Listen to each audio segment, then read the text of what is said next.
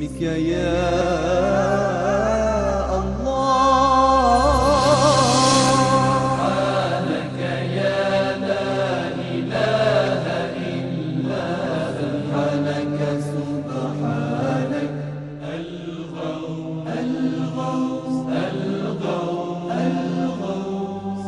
خلصنا من النار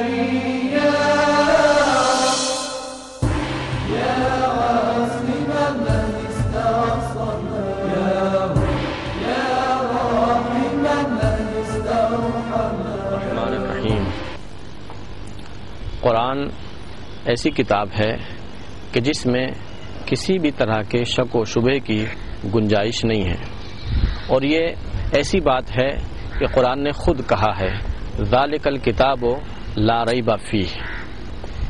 یہ وہ کتاب ہے جس میں کوئی شک و شبہ نہیں ہے۔ اب یہ بھی ہے دوسری طرف سے کہ یہ تمام انسانوں کے لیے ہدایت ہے، صرف ایسا ہی نہیں کہ میرے لیے ہدایت ہو، صرف یہی نہیں کہ مثلا انڈین لوگوں کے لیے ہدایت ہو، صرف یہی نہیں کہ عراق والوں کے لیے ہدایت ہو، نہیں، پوری کائنات کے لیے ہدایت ہے یہ قرآن،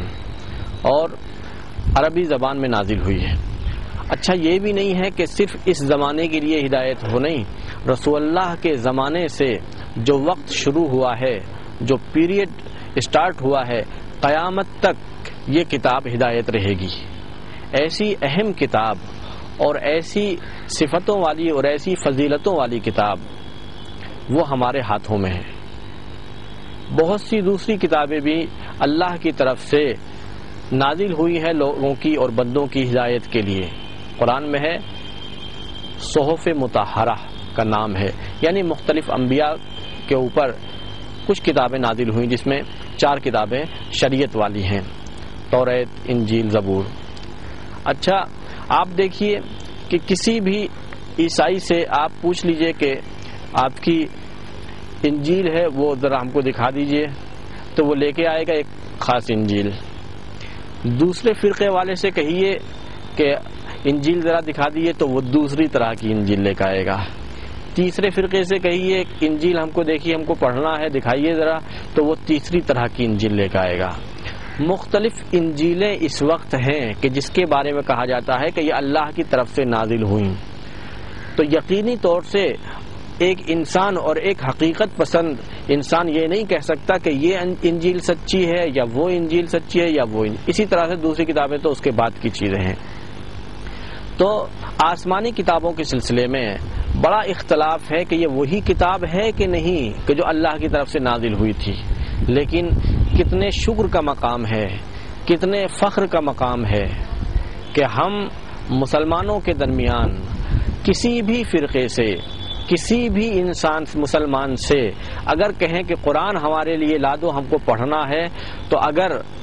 ہندوستانی سے کہیں گے تو وہ بھی وہی قرآن لے کے آئے گا، پاکستانی سے کہیں گے وہ بھی قرآن وہی لے کے آئے گا، عربستانی سے کہیں گے وہ بھی وہی قرآن لے کے آئے گا، یورپ والے ایک مسلمان سے کہیں گے کہ ایک قرآن ہمارے لیے لازم کو پڑھنا ہے تو وہ بھی وہی قرآن لے کے آئے گا،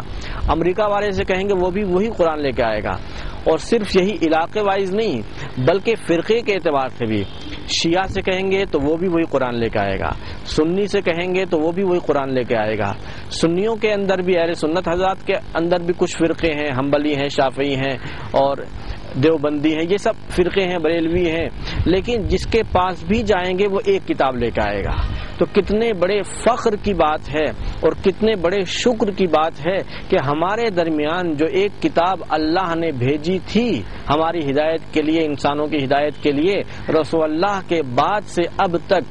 1400 سال گزر گئے، لیکن ابھی تک اس میں تبدیلی، تحریف، ادھر سے ادھر کرنا، یہ سب نہیں ہوا ہے۔ یہ بہت بڑے شکر کا مقام ہے اور بہت بڑے فخر کا مقام ہے۔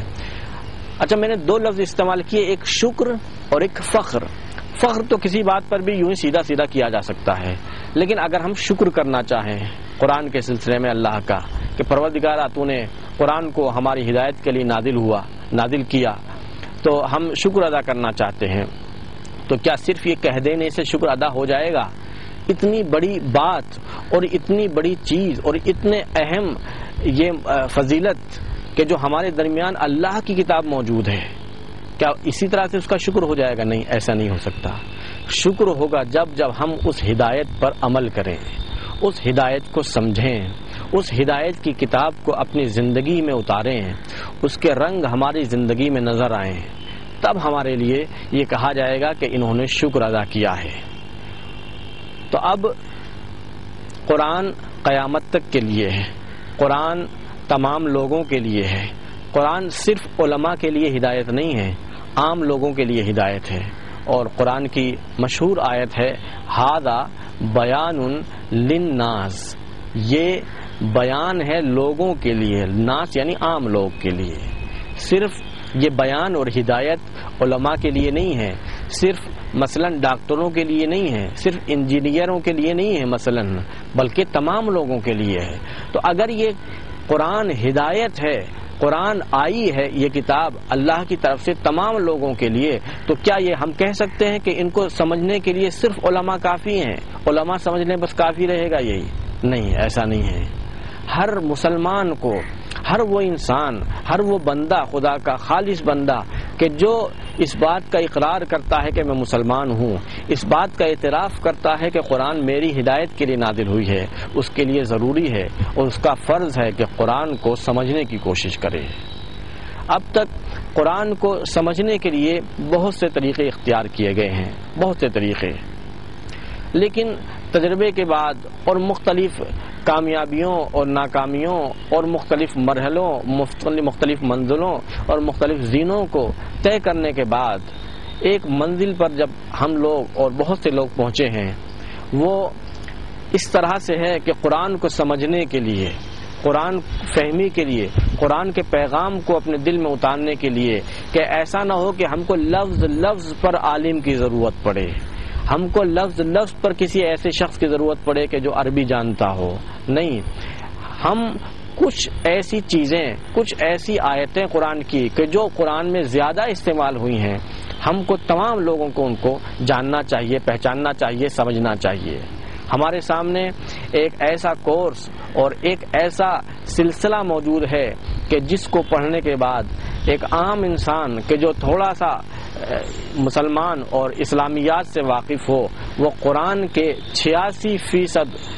حصے کو خود سمجھ سکتا ہے، خود اس کا ترجمہ کر سکتا ہے۔ آسان آیتوں کا 86%، 86% قرآن کو خود سمجھ سکتا ہے۔ اچھا، یہ ہو کیسے گیا؟ یہ تو 14% اس کے بعد بچتا ہے، یہ کس طرح سے میسر ہوا؟ تو تجربوں کے بعد اور بہت محنتوں کے بعد اس نتیجے پر پہنچے محنت کرنے والے اور اس کے بارے میں تحقیق کرنے والے کہ قرآن کے ان ورڈز پر اور ان الفاظ پر کام کیا جائے جو قرآن میں زیادہ ریپیٹ ہوئے ہیں، قرآن میں جو زیادہ استعمال ہوئے ہیں، ان الفاظ پر کام کیا جائے اور ان ورڈز پر کام کیا جائے۔ لہذا انہوں نے قرآن کے 1200 الفاظ پر کام کیا، 1200، کل 1200 الفاظ پر کام کیا، اور وہ 1200 الفاظ اتنے کلیدی ہیں، اتنے بنیادی ہیں اور اتنے بیسکلی ہیں کہ جو قرآن میں اتنے زیادہ ریپیٹ ہوئے ہیں کہ قرآن کے 86% الفاظ انہی 1200 الفاظ پر مشتمل ہیں۔ یعنی 1200 الفاظ اگر ہم نے سیکھ لیے، 1200 ورڈز اگر ہم نے سیکھ لیے تو قرآن کا 86% حصہ ہم نے سیکھ لیا۔ قرآن میں کل کتنے الفاظ ہیں؟ قرآن میں کل ہیں 78,000 الفاظ، 78,000 ورڈز، یہ قرآن کی الفاظ کی تعداد ہے۔ میرے ہاتھ میں جو ایک چھوٹی سی کتاب ہے، یہ اس 86% کا ایک حصہ ہے، یعنی 48 سبق پر مشتمل، 48 لیسن پر مشتمل وہ ایک حصہ کہ جس کی بنیاد پر ہم 86% قرآن کو سمجھ سکتے ہیں۔ ان 48 سبق میں سے ہم نے اس میں 4 سبق رکھے۔